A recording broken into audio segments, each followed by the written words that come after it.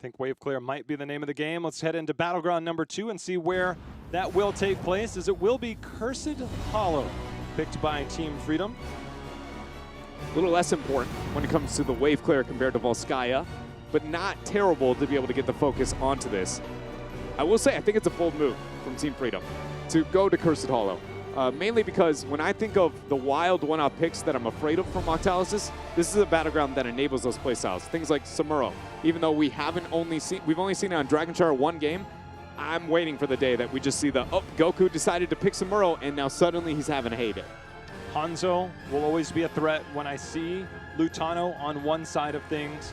He plays so well. This is a Hanzo battleground, does very well. Abathur, highly unlikely to be let through. Team Freedom banned it on the last battleground, would even be more willing to ban it here. Hammer, the start off here for Octalysis. It's been a staple for a lot of teams in North America, but specifically Octalysis never wanting to be able to deal with that hero. It limits a lot of the advantages they gain in that macro front with that deviation of their drafting. Medivh response from Freedom. To Hanzo, or not to Hanzo? If they don't pick it, it will be picked up by Team Freedom. I can't imagine Team Freedom wouldn't pick it up. There are some situations where if we get a Zeratul Valera, maybe not as threatening. We did see Lutano on the Genji recently. He did work. He did. He did work. And Abathur taken away from Freedom. I think the Abathur ban's really safe anytime Freedom can ban that out, though it's not a deviation from them, just purely based on that laning mismatch opportunity for Octalysis here, though they haven't been our standardized go-to team here. A Dahaka first pick from Octalysis on Cursed Hollow. Oh, snap, a new gray main rotation here. Split pressure all day here coming out from Freedom. Jayhao, there's ways to deal with this. Things like Arthas already come to mind. Arthas, we don't see a lot of Cassia on the side of Octalysis. But this is a clear focus on we will heavy rotate different lanes. Tyrande Hanzo, I anticipated maybe being the response by Team Freedom. So you can get all the damage in the world, but if you end up having to defend against the boss, that boss will potentially do more damage than your Anubarak Greymane rotations. At the same time, though, I want to pose this. If I'm the Anubarak Greymane rotations, outside of like you snuck a boss that somehow I could never figure out. For some reason, you make a very amazing play. Outside of that, the Tyrande is chasing the Greymane and Anubarak around the battleground. Even with the Lunar Flare combo, outside of a very bad positioning between the Greymane and Anub, they get the job done and walk away from it between a Hanzo, and it doesn't matter what warrior you're put in this position, outside of a brush stock out from Goku. So I look at this and I go, though normally I am not that promoting of the Greymane split push that we get out of Freedom, I like it on this battleground, and the Tyrande pickup I think makes a huge setback here for Octalysis. Yrel banned out. Always a strong solo laner. Yrel pairs very well with Anubarak as well. Anubarak's health pool, slightly less than most tanks, does have ways to get the shielding from his Hardened Carapace, but also the spell armor that he could spec into. One thing that Korea has showed us is that you get the dive in, you go with that. And Brightwing, this is not reworked Brightwing. This is something that Team Freedom has done twice before. There's likely or potentially an Uther behind that to try and protect this, but pairing it with a Zeratul as well, Dreadnought. Yeah, a lot of kill potential within the laning phase, and now the answers to be able to deal with the 4-man siege capabilities is going to be very difficult here. And then we get the double support with the Maiev pickup here from Octalysis. Solo Dahaka warrior, Jayhao.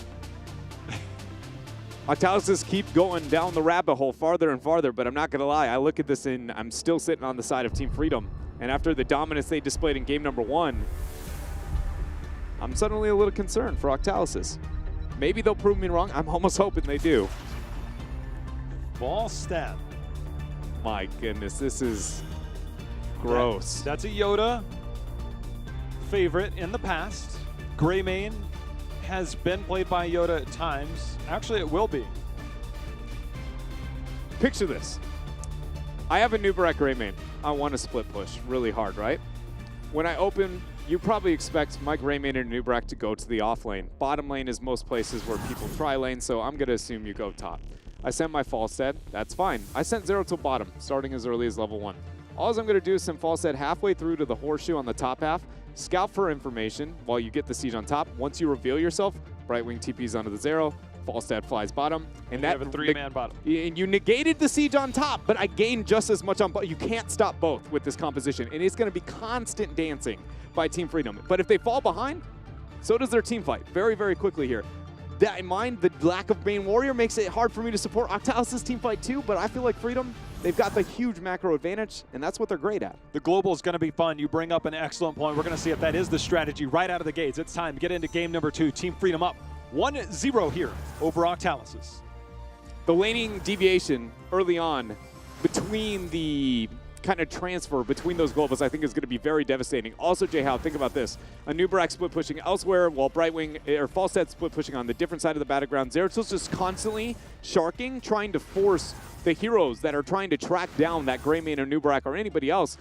Zeratil Brightwing has kill potential anywhere on the battleground. It's one of the original duos of assassination on Cursed Hollow.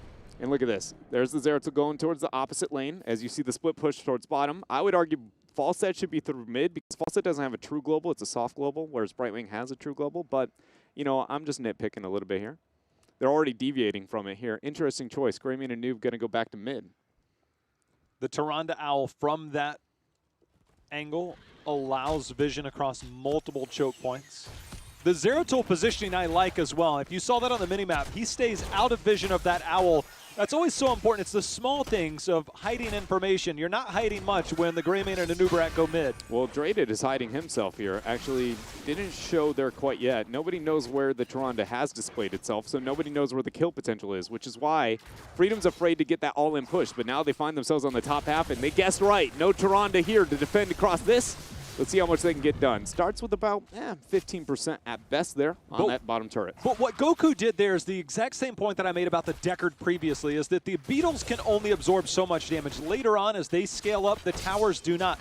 But if you proxy those minions, the enemy minions away, the towers will focus the beetles, and then it's freezing the lane so that no matter what, you can only spawn so many beetles. They can only take so much damage, is that it forces them to back out because they have no way of defending that, and the towers would overcome that. So it's the small plays that we get a minute, minute and a half in the game. It's just every micro control Dreadnought is what separates these players from others. It's awesome. Anytime we get that kind of decision making and level of play to be able to show at the top of HGC. Both these teams have their night camps pretty much captured, but are waiting until the objective spawns, as you see Zugrug patiently here, and Whitemane on the other side for Octalysis. Zeratil Brightwing is one of the best at sniffing out that night camp hold strategy, but with Zeratil on top, it's no fear from Freedom. It's actually one of my favorite strats when you run multiple globals on Curse. You pick up your knights and you literally triple global into theirs immediately. Like try and be like, hey, look you can't expect us to be 2 places at once. It's also very high risk, because if you fail that, you just burn all your globals. If you die, it feels bad. Double camp pickup, though, from both teams.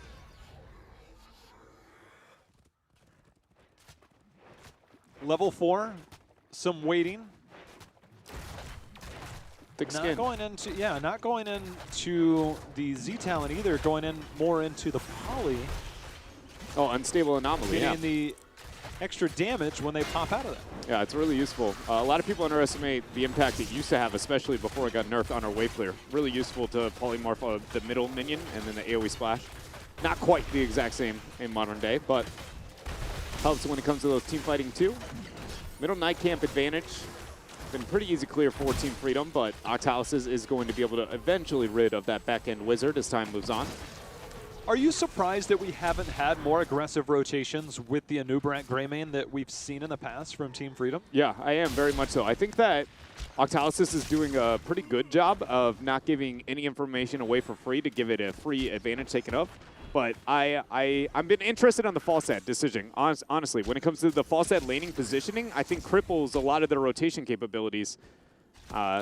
Starting as early as a little bit of a level 1, even if they weren't going to get for the split push. We'll see if they end up adjusting it here, but I think that he should be a little bit more separate from the Brightwing.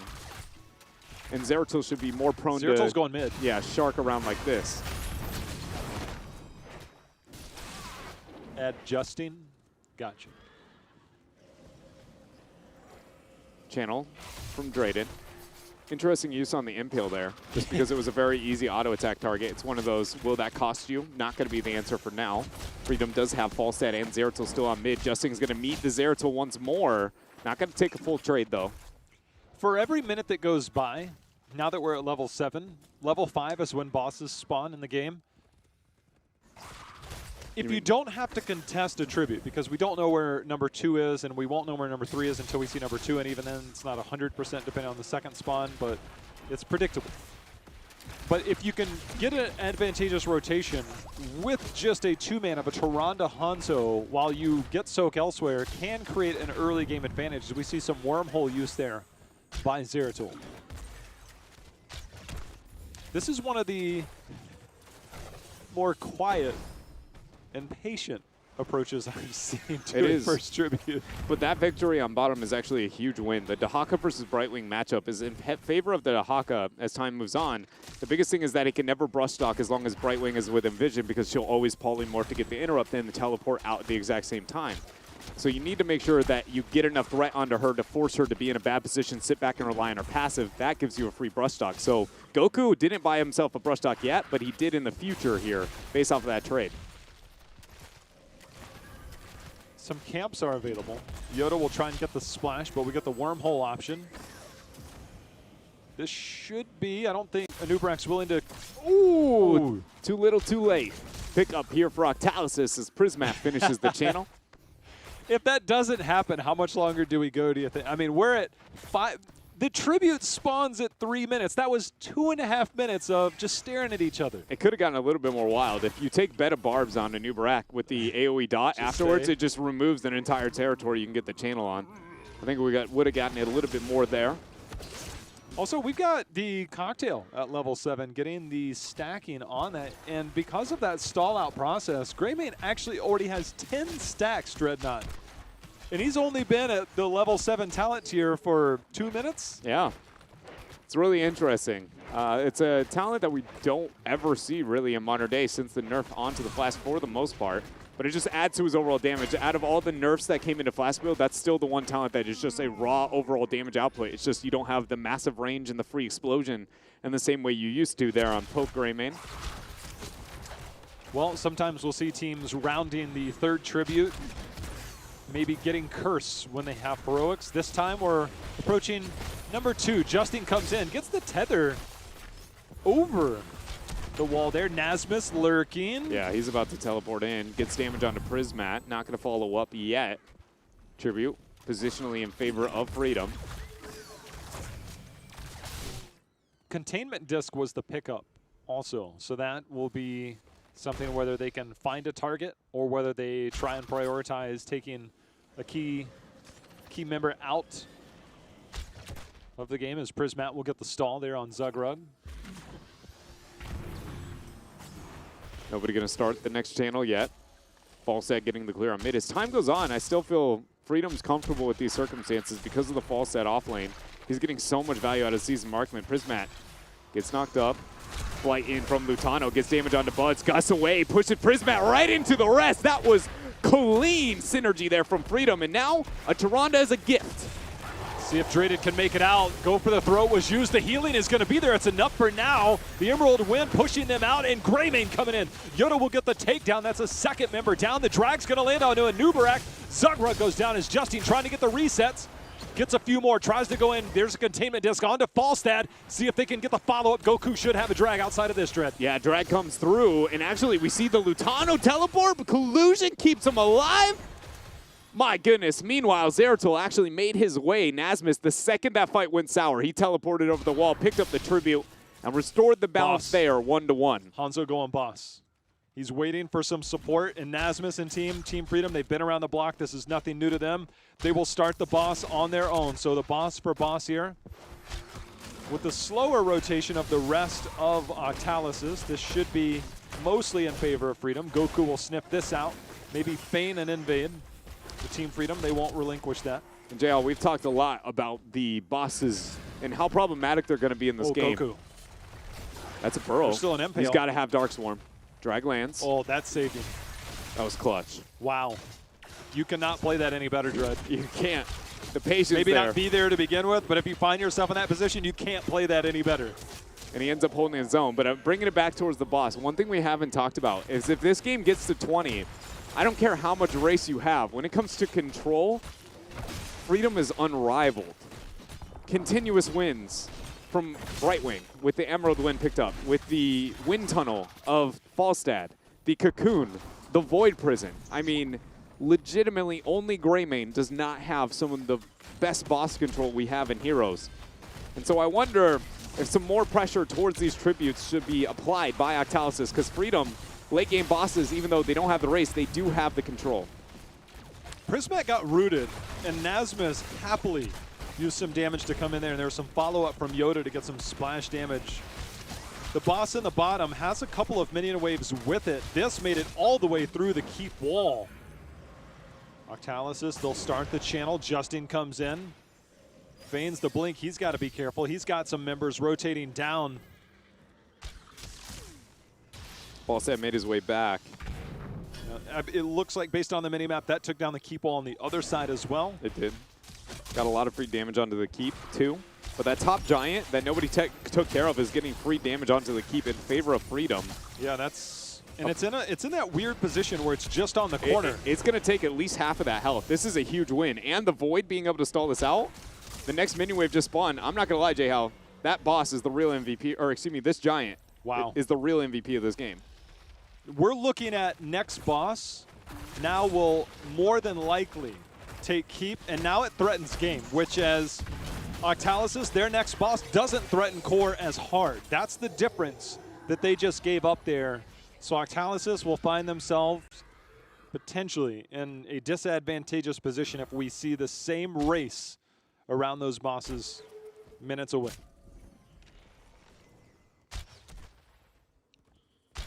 The 2.5 minutes from now, so right around the 14-minute mark will be the key number that you will watch out for if you are watching at home. Around that minute mark is when the bosses will spawn. And that's when you can start to see rotations coming out shortly before that for some of these teams if they're making a play. Octalysis has to all in here. 16 talent here will be here during the next tribute, and that's why you see them going in. The Dragon's Arrow plus the Containment Disc. Isolation going to land on top of the Zeratul along with the drag, but Nasmus keeps himself alive. Prismat trying to kite away, but Collusion comes in with the legendary Emerald Wind, but it comes at the cost there of Nasmus as the drag lands on top of Yoda. Now Team Freedom is on retreat here.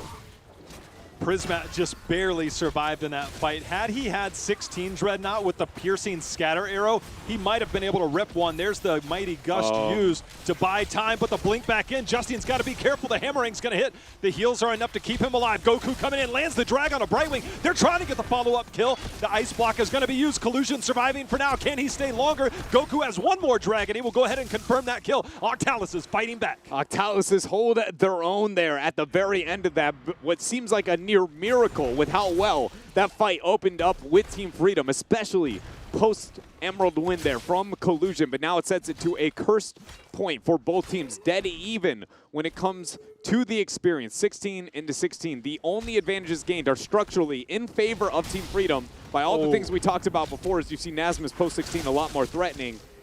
And J-Hal, if this stall out happens anywhere near the first tribute, remember what we were talking about with the bosses, the problem, the lethal, everything of the like that comes online. This may be a stall boss situation, so much so that I think Octalysis is just going to play the long game. They have Dahaka pushing out bottom. They'll use the siege camp. That does well when you don't have those minions. So they don't necessarily have, nice impale. That bot Zuggrug maybe his life there. Brightwing doesn't have the best of clear to deal with bottom. No impale available, I don't think, for this interrupt. Give over curse. Team Freedom was the one that conceded. Octalysis put themselves in a position that if they lost one member, it's not as condemning because they had that. Nasmus at the top of your screen has that wormhole, but will move down. Falstad dealing with the Siege Giants at the bottom. Octalysis will start their rotation down. They already softened up the keep in the bottom. Buds. Needs to be careful there with Nasmus finding him isolated. They would love to get some damage. The bosses just spawned. The one on the bottom just spawned right on time. Prepping this for the next boss is what they are looking for. It's the long play. Justin comes in. The Lunar Flare just missing. Octalysis starting to take down this keep. They should confirm that momentarily. Team Freedom, they've got a Falstad in the top lane trying to trade out. We might have a boss race situation at hand here, and Freedom is losing it by a mile between the Tron to Hanzo. It comes down to them stealing the boss, if anything, as I was talking about before, as Falstad still ridding of the top minions, questioning if he has the opportunity to pick off that keep. They know it. They know they have to come down. Zeratul has already sniffed it over. Buds has identified it. The fly in. Justin, he's going to go. Boom! You got a circle, I got a circle. There's the containment disc overlap with the isolation, but now they're going to try and get the kill. Get the second kill. Nazimus comes in for some poke damage, but now it's a 5 versus 3. Octalysis already took down that keep bottom lane tread. But they have still two major tools, plus Void Prison. They have the tools still possible. Nazimus has to stay alive and teleport perfectly. There is the Emerald Wind opportunity.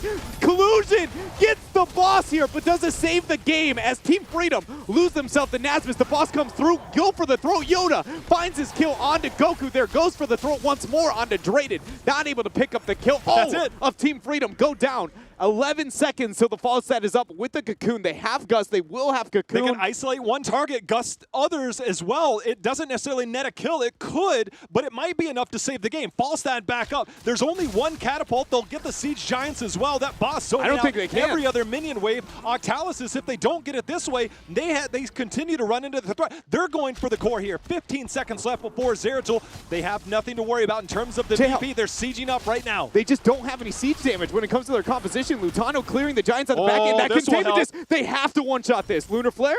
Oh, look at the Cocoon. Oh, but the scatter arrow value. They're going to bust out the Cocoon. We have Greymane 10 seconds away. We have also 5 seconds from that Emerald Wind. That will be available when Brightwing comes back. There's the stun. There's the follow. Octalysis has managed to do this. They're sieging up on the core. It's only Zeratul left. Here comes Greymane. Here comes Brightwing. Octalysis trying to get back in. 75% and falling. Siege Giants are here as well as the catapults. 50%. Octalysis trying to end here as the Emerald Wind will buy some space, Dreadnought. Nazimus goes in for another cleave there, but the lash coming through once again there from Bud on that white man. That is going to be it here, and Octalysis have what it takes to take the victory here on Cursed Hollow and tie up the series 1-1.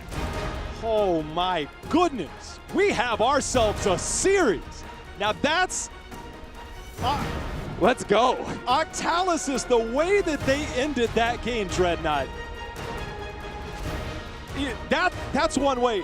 Here's one down. Here's another. Here's another. I mean, DJ Khaled's up in here. Another one. Every single step of the way. The fact that they pull those off, that containment disc, I think might have been at max range. Yeah. Max range. And they got that. The blow up. The Cocoon on one side, it's just two punchers throwing back and forth. I completely agree, but I want to bring it back to something we talked about at the beginning of this series. When we talked about the responsibilities gained of Lutano as time's gone on, I can't help but feel like there's about a 0% chance you ever look at that flight and you could say, that was an okay type of situation. 4 people were there waiting for you. I got it at first because they had the scout on the one. It's like, can we get the Gust isolation? But it was a very quick... okay, is this false set really going to fly here? And the initiation, and that's not so much that Lutano's a player who does that very often, but it is very much the, how does this affect them? Because I said that I think that he is at a point where he's gaining enough responsibility, he's young enough that, you know, you kind of poke the beast a little bit too hard. It does all of Freedom fall behind it. And I think plays like that and moments like that might be enough, because that was absolutely the breaking point of that game, was that flight from Lutano. When it's not an observer thing, that is, if you have a false set on the enemy team, there is a circle there, you know, and you can time that, and Octalysis timed that so well. Yeah. They also timed a victory well to get back into the series. It's 1-1. We're going to a commercial break. We're just getting started. Don't go anywhere.